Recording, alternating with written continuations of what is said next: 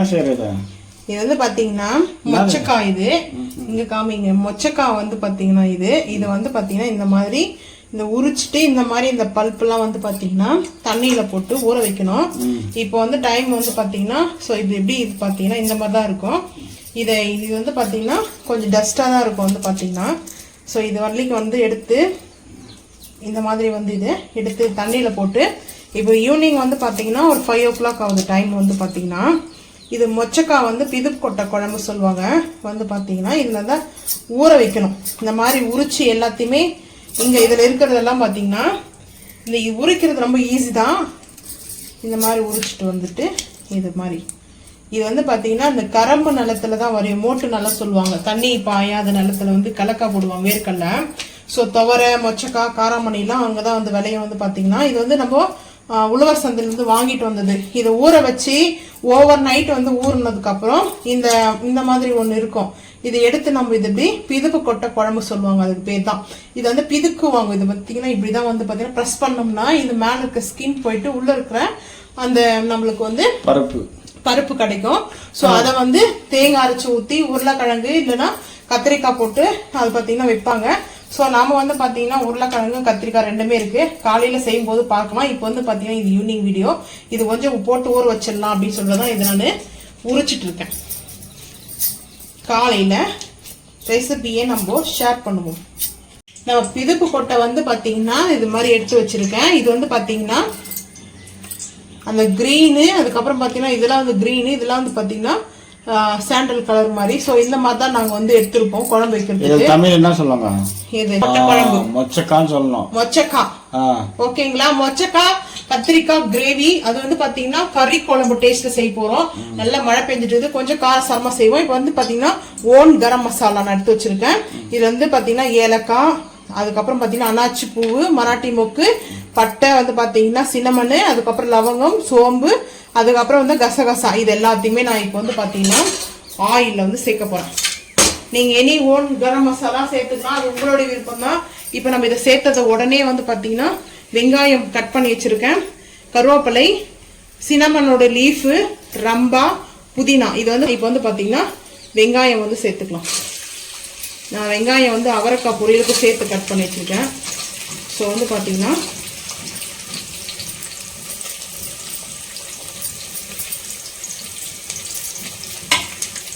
வெங்காயம் சேர்த்தாச்சு. இது வந்து பாத்தீங்கன்னா 1/2 கிலோ வாங்கிட்டு வந்தது. மொச்சக்காய் வந்து பாத்தீங்கன்னா 1/4 கிலோ கூட வராது. வந்து பாத்தீங்கன்னா இந்த மாதிரிதான் வந்து நம்மளுக்கு வந்தது. இவ்வளவுதான் வந்துச்சு. வெயிட்ல நான் போட்டு பார்க்கல. ஏன்னா எங்களுடைய ஃபேவரட் கிரேவி வந்து இது ரொம்ப பிடிக்கும். பொங்கலுக்கு மெயினா அந்த கிரேவி வைப்பாங்க. வெந்தயக்கீரை வந்து அதையும் வெந்தயக்கீரை குழம்பு, அதுக்கப்புறம் இந்த மொச்சக்காய். இதுதான் நாங்கள் பொங்கல் பானை வைப்பாங்கல்ல. பொங்கல் பானை வைக்கிறவங்களுக்குலாம் தெரியும். நாங்கள் வந்து பொங்கல் பானை வைப்பாங்க எங்கள் அம்மா வீட்டில். ஸோ எங்கள் மாமி இப்போ பாருங்க. இப்போ நல்லா வெங்காயம் வந்து வதங்கும் போது நம்ம வந்து கல்லுப்பு சேர்த்துக்கலாம். அதே கல்லுப்பு வந்து சேர்த்தாச்சு. சேர்த்துட்டு இப்போ வந்து பார்த்தீங்கன்னா நல்லா கொஞ்சம் வதங்க விட்டுடலாம். கருவேப்பிலை வந்து சேர்த்துக்கிறேன். அதுக்கப்புறம் ரம்பா லீஃப் வந்து பார்த்தீங்கன்னா ரம்பா லீஃப் வந்து சேர்த்துக்கலாம். சாரி, லம்பா லீஃப்ல அது வந்து பார்த்தீங்கன்னா சின்னமன் லீஃப். இது வந்து ரம்பா லீஃப் வந்து சேர்த்துக்கிறேன். அதுக்கப்புறம் புதினா வந்து சேர்த்துக்கிறேன். புதினா ஃபைனலாக நம்ம இது வந்து சேர்க்கணும். ஆனால் நான் இப்பயே வந்து சேர்த்துட்டேன். ஏன்னா அதுக்கப்புறம் வந்து பார்த்தீங்கன்னா எதனால புதினா வந்து நான் இப்பயே சேர்த்தேன்னா அந்த ஃப்ளவர் வந்து ஆயிலில் வந்து சூப்பராக இருக்கும். இந்த டைட்டில் வந்து பார்த்தீங்கன்னா மொச்சக்காய் பிதுப்பு கொட்டை மட்டன் கிரேவி மாதிரி இருக்கும். பார்த்தீங்கன்னா இது வந்து மட்டன் கிரேவி எப்படி சாப்பிடுமோ ஸோ அந்த மாதிரி. இது வந்து பருப்பு வந்து கொஞ்சமாக தான் இருக்குது. இது வந்து பார்த்தீங்கன்னா இது வந்து பாத்திரத்தில் நமக்கு நாஸ்டிக் கடாயிலோ இல்லை பார்த்தீங்கன்னா எதுவும் குழம்பு வந்து வைக்க முடியாது. இது வந்து பார்த்தீங்கன்னா அவ்வளோ சீக்கிரத்தில் குக் ஆகாது. மட்டன் மாதிரி குக் ஆகும். ஸோ அந்த மாதிரி வந்து குக் ஆகும் அது. இப்போ பார்த்தீங்கன்னா நல்ல ஒரு சூப்பரான ஸ்மெல்லு வந்துட்டு இருக்குது. இப்போ பார்த்தீங்கன்னா தக்காளி வந்து சேர்த்துக்கலாம். தக்காளி நான் வந்து சேர்த்துக்கிறேன்.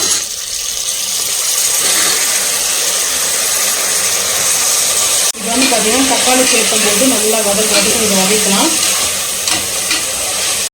இஞ்சி பூண்டு பேஸ்ட்டு ஒரு 1/2 ஸ்பூன்.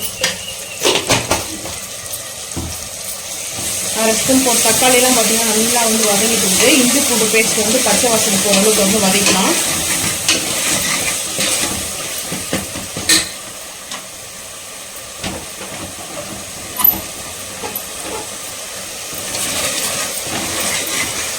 நல்லா வந்து பார்த்தீங்கன்னா அந்த இஞ்சி பூண்டு பேஸ்ட்லாம் நல்லா ஒரு பிரியாணிக்கு நம்ம எப்படி இது பண்ணுவோமோ அது அளவுக்கு பார்த்தீங்கன்னா பச்சை வாசனை போகிற அளவுக்கு நல்லா வதங்கிச்சு.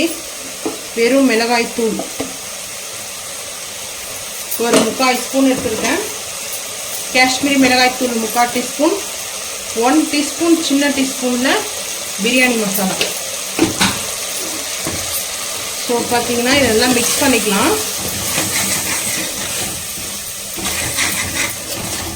அடுப்பு சிம் பண்ணிடணும். அந்த டைமில் வந்து பார்த்தீங்கன்னா அடி பிடிச்சோம்.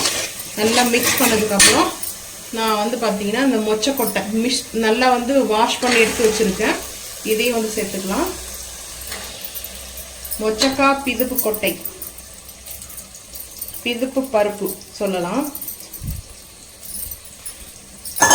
ஸோ வந்து பார்த்தீங்கன்னா கத்திரிக்காயும் சேர்த்துக்கலாம். சேர்த்துட்டு நல்லா வந்து மிக்ஸ் பண்ணிக்கலாம். மிக்ஸ் பண்ணிட்டு இப்போ தண்ணி மட்டும் பார்த்தீங்கன்னா சும்மா ஒரு 1/4 டம்ளர் தண்ணி ஊற்றிக்கலாம். 1/4 டம்ளர் தண்ணி ஊற்றிக்கலாம். ஊற்றிட்டு நல்லா இதுப்போ மிக்ஸ் பண்ணலாம். ஏன்னா தேங்காய் அரைக்க போகிறோம். இப்போது இது லைட்டாக இந்த மசாலாவில் பார்த்தீங்கன்னா அடி பிடிச்சிரும். அதனால இந்த மாதிரி இருக்கட்டும். அதுக்கப்புறம் பார்க்கலாம். மிளகு எடுத்திருக்கேன். 2 லவங்கம் எடுத்திருக்கேன். இலாச்சி பார்த்தீங்கன்னா 2 எடுத்திருக்கேன். கொஞ்சமாக வந்து பார்த்தீங்கன்னா ஒரு பெரிய டீஸ்பூனில் வந்து பார்த்தீங்கன்னா உடைச்சக்கல் எடுத்திருக்கேன். தேங்காய் இது வந்து பார்த்தீங்கன்னா அந்த ப்ரௌன் கலர் எடுத்துகிட்டு நம்ம சேர்க்கும் போது இன்னும் நல்லாயிருக்கும் டேஸ்டான டைம் இல்லை. ஸோ வந்து பார்த்தீங்கன்னா இதை வந்து நல்லா ஃபைன் பேஸ்ட்டாக அரைச்சிட்டு வந்துடலாம் மிக்ஸி ஜாரில்.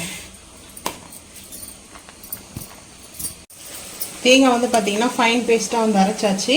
இப்போ வந்து இதில் சேர்த்துக்கலாம். நான் வந்து கத்திரிக்காய் வந்து ஏன் தின்னா போட்டிருக்கேன்னா குக்கரில் போடுறதுனால வந்து தின்னா தான் போடணும்.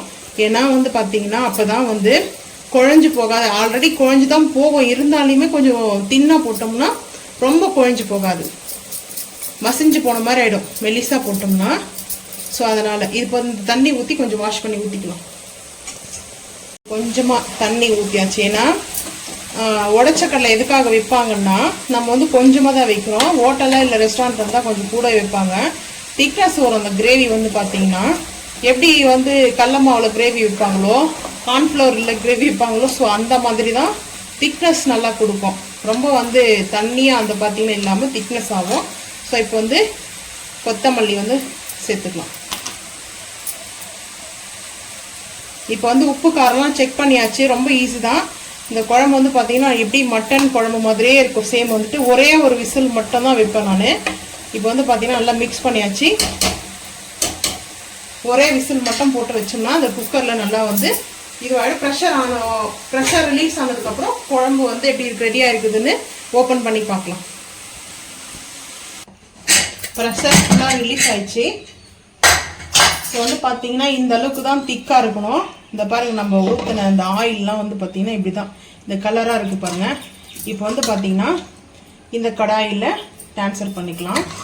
வேணுன்ற அளவுக்கு நம்ம சாப்பிடும்போது எடுத்துக்கலாம். ஏன்னா நம்ம பார்த்தீங்கன்னா கத்திரிக்காய் பார்த்தீங்களா ஒரு கத்திரிக்காய் கூட குழையலை. அப்படியே வந்து பார்த்தீங்கன்னா நல்லா இருக்குது கத்திரிக்காய். ஸோ இந்த மாதிரி தான் வந்து பிதுப்பு கொட்டை மட்டன் கிரேவி ஸ்டைலில் நம்ம செஞ்சுருக்கிறோம். நல்லா இருக்கும் வந்து பார்த்தீங்கன்னா. பிளேட்டிங் பார்த்துக்கலாம் வாங்க.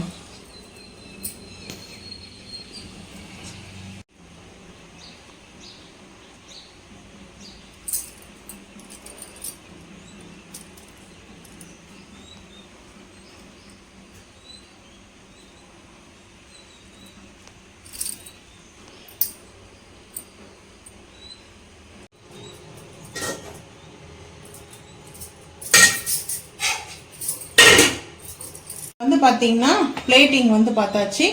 இது வந்து பார்த்தீங்கன்னா வேணுன்ற அளவுக்கு வந்து நம்ம கிரேவி வந்து எடுத்துக்கலாம். ஸோ அதுக்கு முன்னாடி வந்து பார்த்தீங்கன்னா நான் வந்து ஃபைனலாக வந்து மேலே வந்து லைட்டாக நெய் வந்து போட்டுக்க போகிறேன். வேணுன்ற அளவுக்கு கிரேவி நம்ம வந்து எடுத்துக்கலாம்.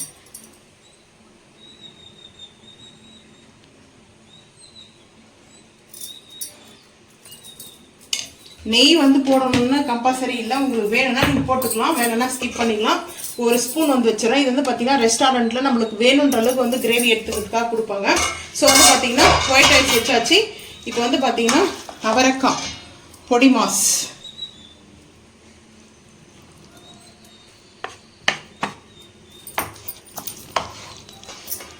நல்லா வந்து பார்த்தீங்கன்னா தேங்காய் துருவலும் சாம்பார் பொடி போட்டு அவரைக்காய் பொடி மாஸ். இதுதான் வந்து பார்த்தீங்கன்னா அட்டகாசமாக டேஸ்ட் சூப்பராக இருக்கும். எங்கள்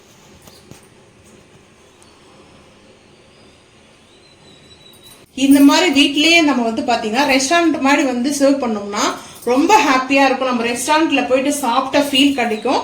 ஸோ நீங்களும் வந்து பார்த்தீங்கன்னா இந்த ரெசிபி பிடிச்சிருந்தா மறக்காம வந்து கமெண்ட் பண்ணுங்க. இந்த வீடியோ பிடிச்சா லைக் பண்ணுங்க, ஷேர் பண்ணுங்க, சப்ஸ்கிரைப் பண்ணுங்க, பெல் ஐக்கான் வந்து கிளிக் பண்ணுங்க. மறக்காம நம்ம சேனல் வந்து ஃபாலோ பண்ணுங்க. அப்போ தான் நம்ம போகிற வீடியோ உங்களுக்கு நோட்டிஃபிகேஷன் வரும். தேங்க்யூ.